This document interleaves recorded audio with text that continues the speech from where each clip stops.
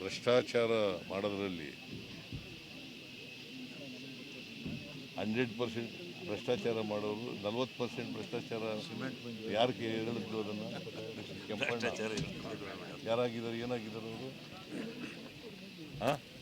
Contractor ಅಸೋಸಿಯೇಷನ್ನ ಅಧ್ಯಕ್ಷ. ಭ್ರಷ್ಟಾಚಾರದ ಬಗ್ಗೆ ಮಾತಾಡೋಕ್ಕೆ ನೈತಿಕತೆಯೇ ಇಲ್ಲ ಅವರು.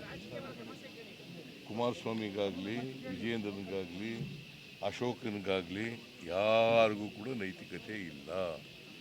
ಅವರ ಹಗರಣಗಳು ಬೇಕಾದಷ್ಟಿದ್ದಾವೆ. ಎಲ್ಲ ಹಗರಣಗಳನ್ನೆಲ್ಲ ಈಗ ಬಯಲು ಮಾಡ್ತಾ ಇದ್ದೀವಿ ನಾವು. ಅವ್ರ ಕಾಲದಲ್ಲಿ ನಡೆದಿದ್ದಂಥ ಎಲ್ಲ ಹಗರಣಗಳನ್ನು ಕೂಡ ನಾವು ಕೂಡ ಸಭೆಗಳನ್ನು ಮಾಡಿ, ಮದ್ದೂರಿನಲ್ಲಿ, ಆಮೇಲೆ ಮಂಡ್ಯದಲ್ಲಿ, ಆಮೇಲೆ ಶ್ರೀರಂಗಪಟ್ಟಣ, ಮೈಸೂರಿನಲ್ಲಿ ದೊಡ್ಡ ಸಾರ್ವಜನಿಕ ಸಭೆಯನ್ನು 9ನೇ ತಾರೀಕು ಮಾಡ್ತೀವಿ. ಅವರ ಎಲ್ಲ ಹಗರಣಗಳನ್ನು ಬಿಚ್ಚಿಡ್ತೀವಿ. ಕುಮಾರಸ್ವಾಮಿ ಮಾಡಿರ್ತಕ್ಕಂಥ ಹಗರಣಗಳಿದ್ದಾವಲ್ಲ, ಹಗರಣಗಳನ್ನೆಲ್ಲ ಬಿಚ್ಚಿಡ್ತೀವಿ ಈಗ ನಾವು.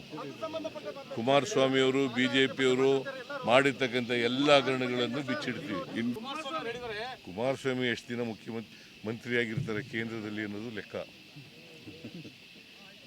ನಾವು ಇರಲಪ್ಪ, ನಮಗೆ ಜನ ಆಶೀರ್ವಾದ ಮಾಡಿದ್ದಾರೆ, 136 ಸ್ಥಾನಗಳನ್ನು ಕೊಟ್ಟಿದ್ದಾರೆ. ಗೊತ್ತಾಯ್ತಾ? ಅವ್ರಿಗೆ ಎಷ್ಟಿದ್ರು ಅವರು? 28 ಇದ್ರು. ಎಷ್ಟು ಬಂದರು? 19ಕ್ಕೆ ಬಂದ್ಬಿಟ್ರಲ್ವಾ? ಅವ್ರಿಗೆ ಏನಾದ್ರು ಕುಮಾರಸ್ವಾಮಿಗೆ ಜ್ಞಾಪಕ ಇದೆಯಂತ? ಇಲ್ಲಿ ಹಾಸನದಲ್ಲಿ ಗೆದ್ದಿರೋರು ಯಾರು ಈಗ ಪಾರ್ಲಿಮೆಂಟ್? ಎಷ್ಟು ವರ್ಷದಿಂದ ಆಧಿಪತ್ಯ ಮಾಡ್ಕೊಂಡಿದ್ರು. ಪೋಕ್ಸೋ ಕೇಸ್ನ ಸಿಕ್ಕಾಕೊಂಡಲ್ಲ, ಏನು ಮಾಡಬೇಕು ಅವರು? ಪೋಕ್ಸೋ ಕೇಸ್ನಲ್ಲಿ ಸಿಕ್ಕಾಕೊಂಡಿದ್ದಾರೆ, ಚಾರ್ಜ್ ಶೀಟ್ ಆಗಿದೆ ಕಣೆ. ಗೊತ್ತಾ ನಿಂಗೆ ಅದು? ಮತ್ತೆ ರಾಜೀನಾಮೆ ಏನಕ್ಕೆ ಹೋಗಿ ಕೇಳಲ್ಲ ನೀನು?